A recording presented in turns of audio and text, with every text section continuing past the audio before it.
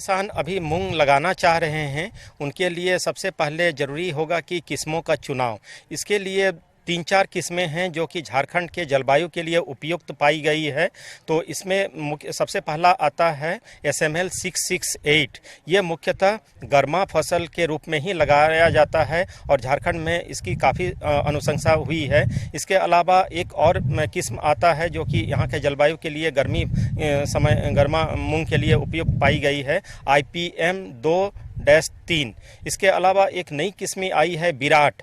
तो ये 3 किस्में जो हैं अभी किसान भाई लगा सकते हैं। इनके बीज बाज़ारों में या NSC में उपलब्ध है। अगर किसान को वहाँ पर उपलब्धता नहीं होती है तो इन किस्मों के बीज को आप बिरसा कृषि विश्वविद्यालय से भी प्राप्त कर सकते हैं।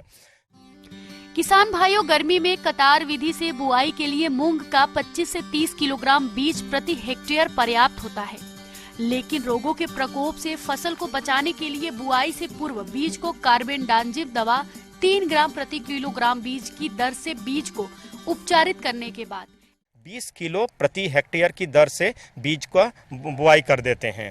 और बीज का जब हम बुआई करते हैं, चूंकि यह दलहनी फसल है, इसीलिए इसमें राइजोबियम नामक एक जीवाणु जो होता है उससे हमें उपचारित करने का ज़रूरत पड़ता है। इसमें है कि जड़ों की गांठ मजबूत होंगी और ये वायुमंडलीय नाइट्रोजन जो होता है उसको जड़ों में स्थिर कर देते हैं और ये नाइट्रोजन जो यूरिया के रूप में हम देते हैं उससे हमें यूरिया की बचत हो जाती है। तो इसमें राइजोबियम से जरूर बीज को उपचारित कर लें, उसके बाद ही खेतों में लगाएं। मूंग की खेती के लिए दोमट से बलुअर दोमट भूमियां जिनका pH मान 7.0 से 7.5 हो, इसके लिए उत्तम है। इसके अलावा खेत में जल निकास की उत्तम व्यवस्था होनी चाहिए।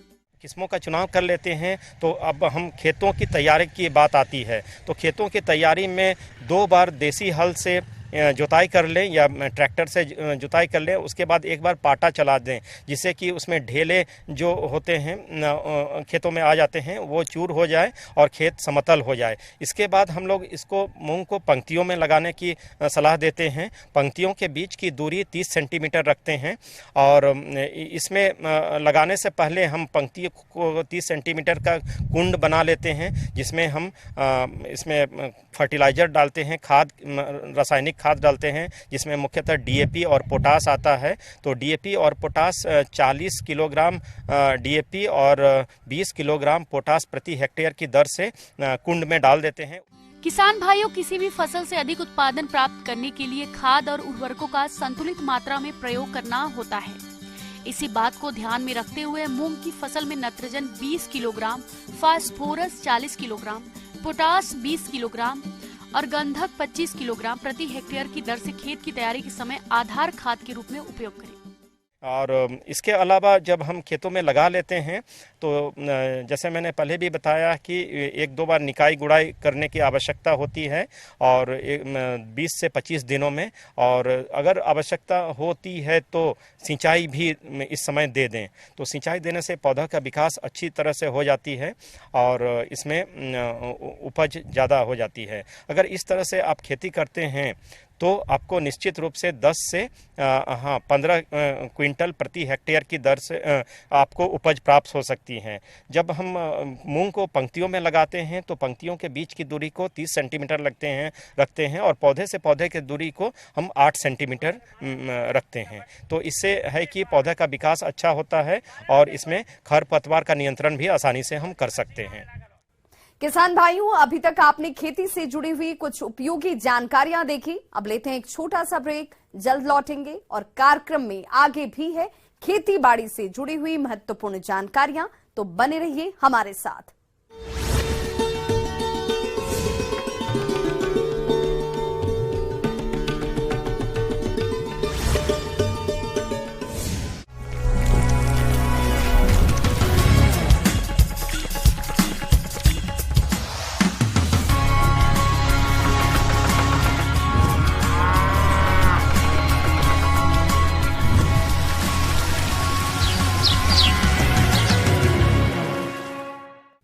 ब्रेक के बाद एक बार सभी दर्शकों का एक बार फिर से अन्नदाता में स्वागत है। चलिए रुक करते हैं अगली कड़ी की ओर।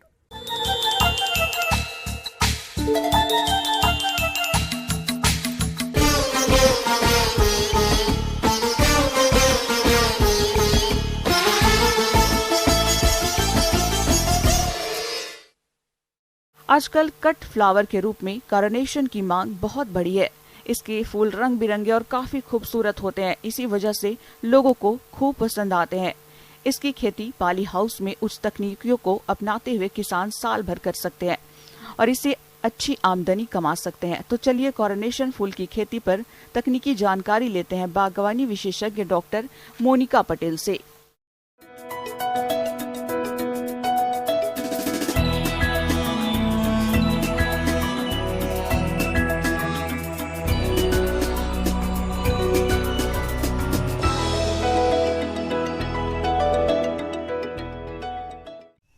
किसान भाई बंधु को नमस्ते।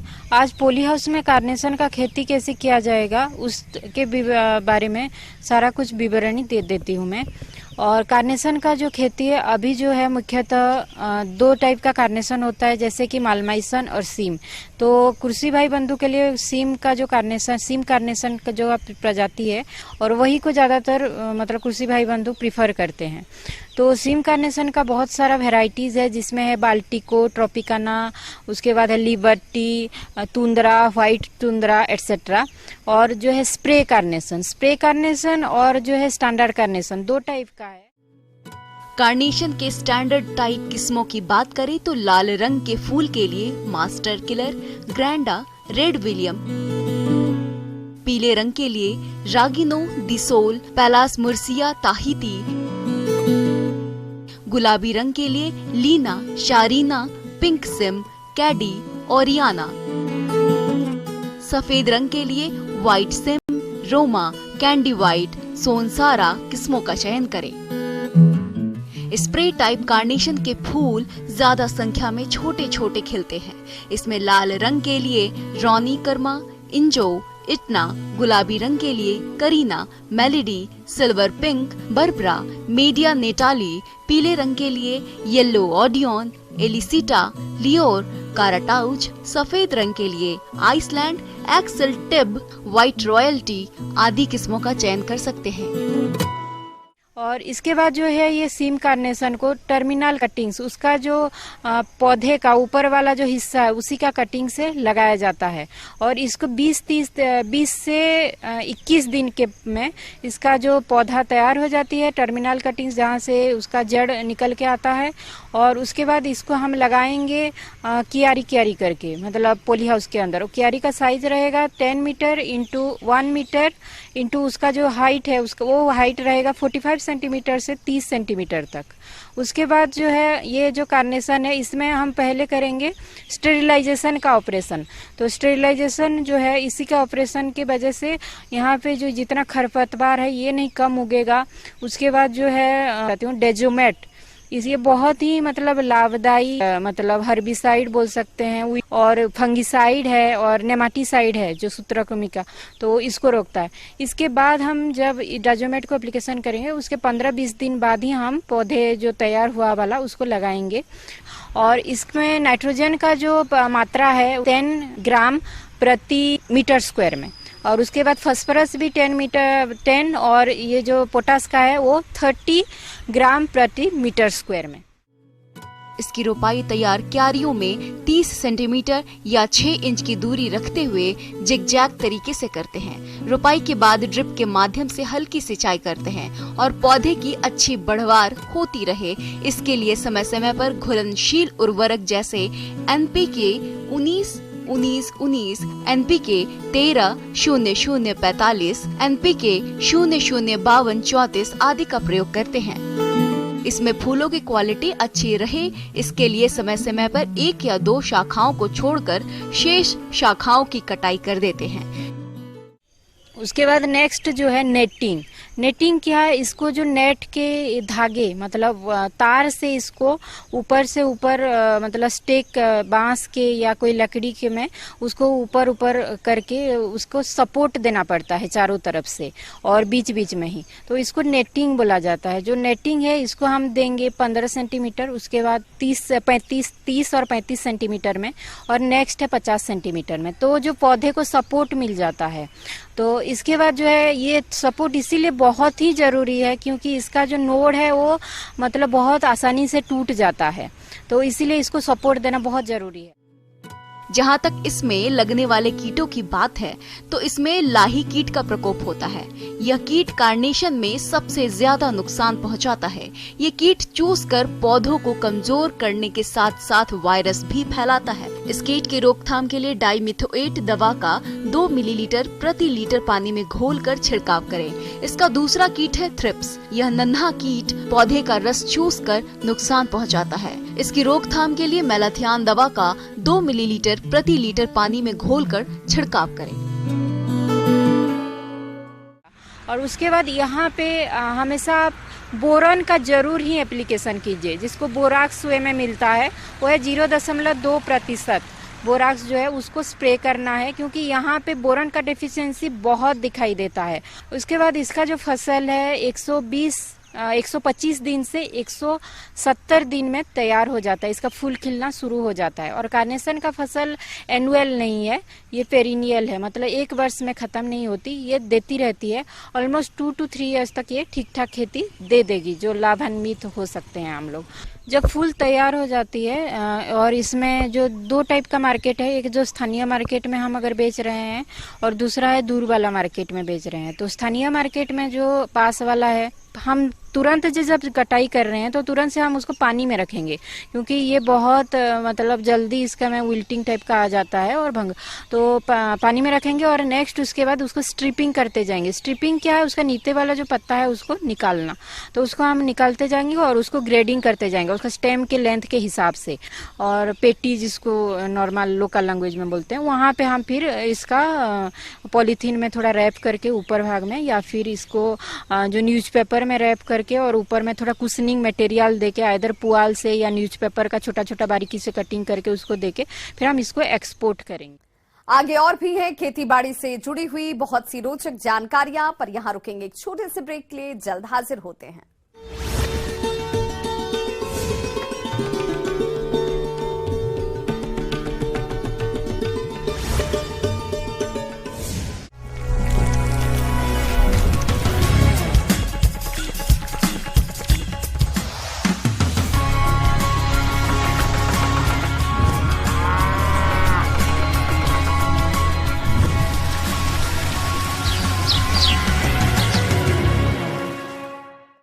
ब्रेक के बाद एक बार फिर से आप सभी दर्शकों का अन्नदाता कार्यक्रम में स्वागत है। बढ़ते हैं अपनी अगली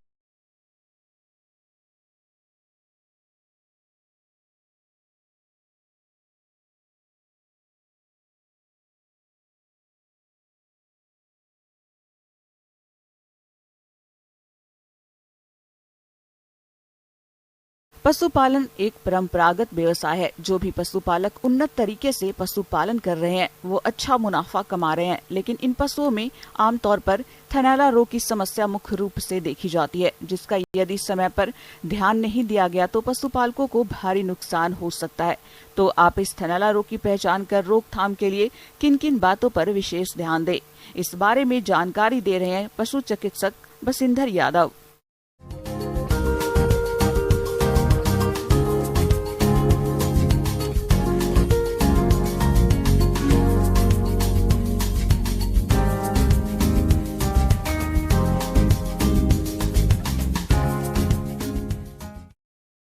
पशुपालक भाइयों, जब भी अपन गाय या भैंस पालते हैं तो दूध के लिए पालते हैं।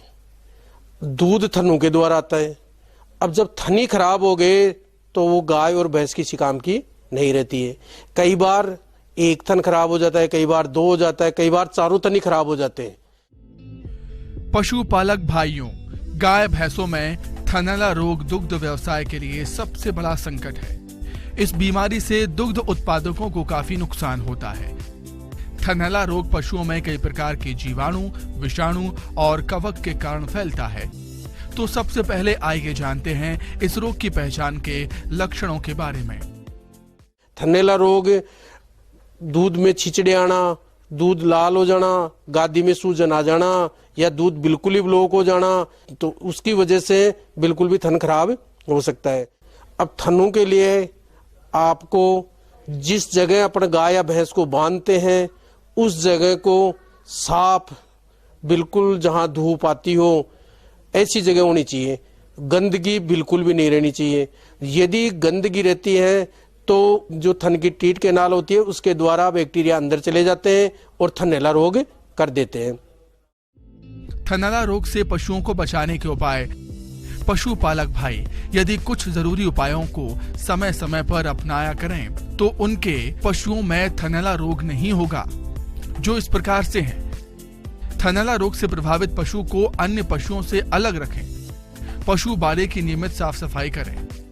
पशुशाला की लाल दवा या फिनाइल से धुलाई करें और चूने का छिड़काव करें।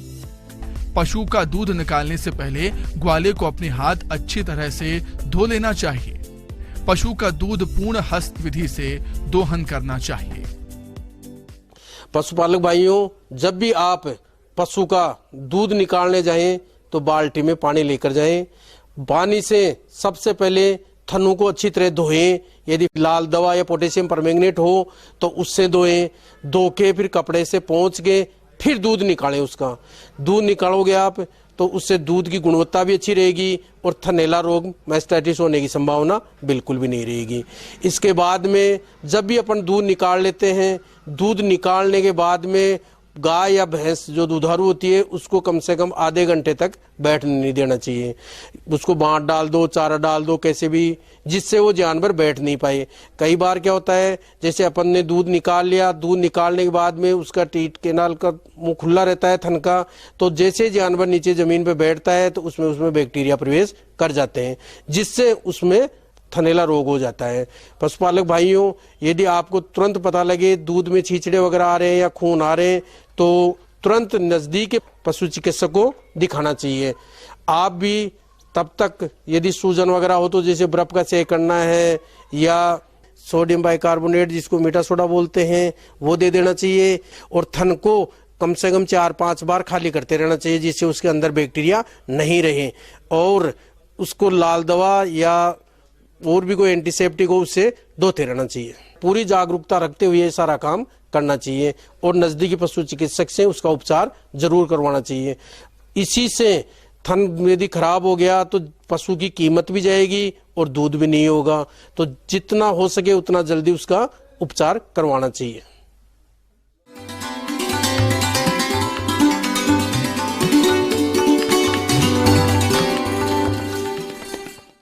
अन्नदाता हेल्पलाइन निःशुल्क फोन संपर्क सेवा के माध्यम से आपके द्वारा पूछे गए प्रश्नों में से 1 या 2 महत्वपूर्ण प्रश्न को हम अपने कार्यक्रम में शामिल करते हैं और इसी के तहत आज किसान का सवाल और उनका जवाब इस प्रकार से है।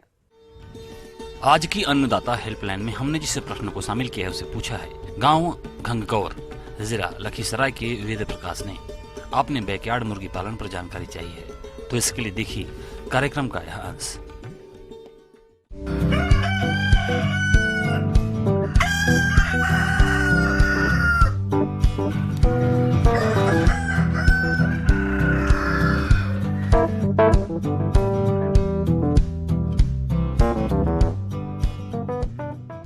जैसा कि हम जानते हैं काफ़ी किसानों के द्वारा हम लोगों ने जो यहाँ पे करने की कोशिश की है बैकयार्ड कुक्कुट पालन की जो विधि है उसके बारे में हम थोड़ा बताने की कोशिश करेंगे।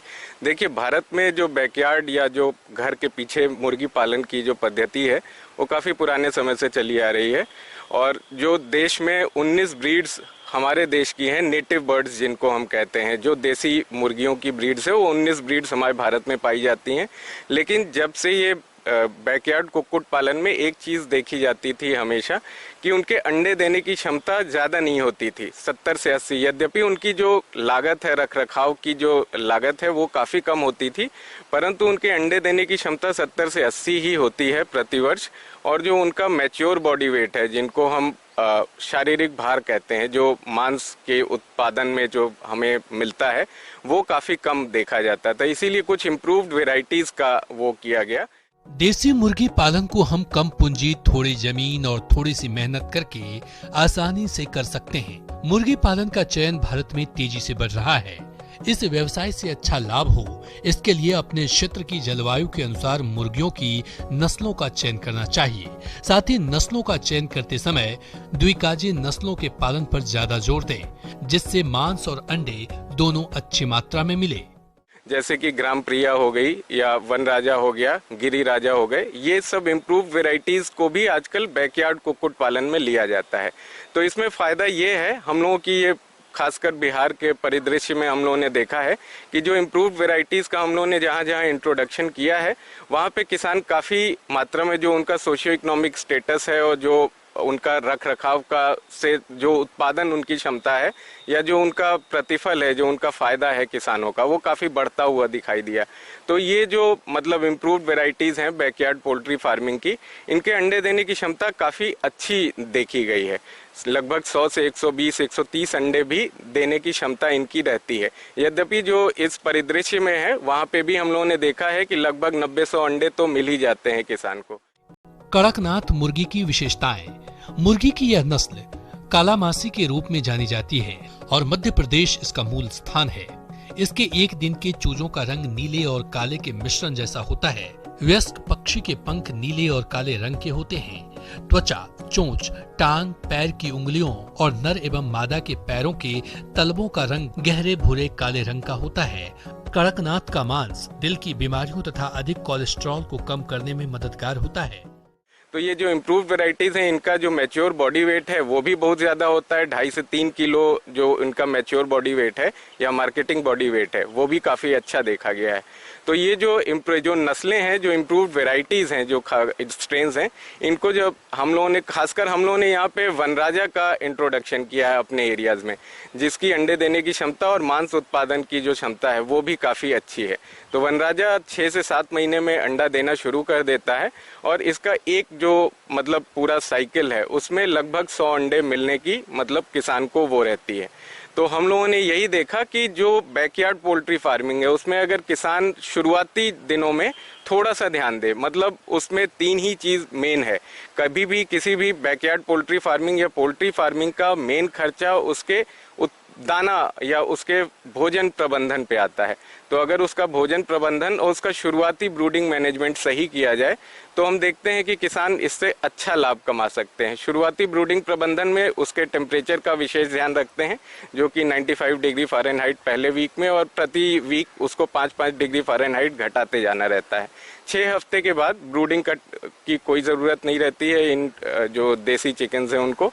और जो उनका फीडिंग मैनेजमेंट है, ब्रूडिंग मैनेजमेंट, फीडिंग मैनेजमेंट और पोषण प्रबंधन, ये 3 ऐसे आयाम हैं बैकयार्ड पोल्ट्री फार्मिंग के जिनका हमें विशेषता ध्यान रखना होता है या जो हम बताते हैं किसानों को उसका विशेषता ध्यान रखने के लिए।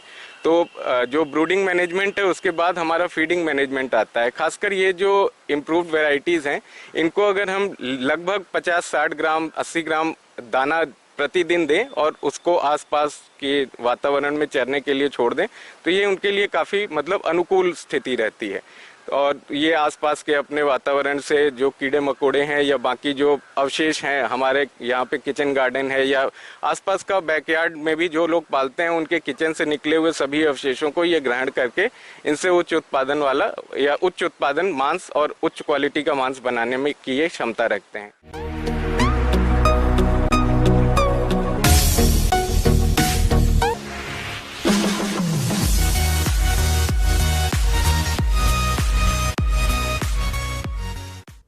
आइए अब एक नजर डालते हैं राज्य के कुछ चुनी हुई मंडियों के प्रमुख फसलों के बाजार भाव पर।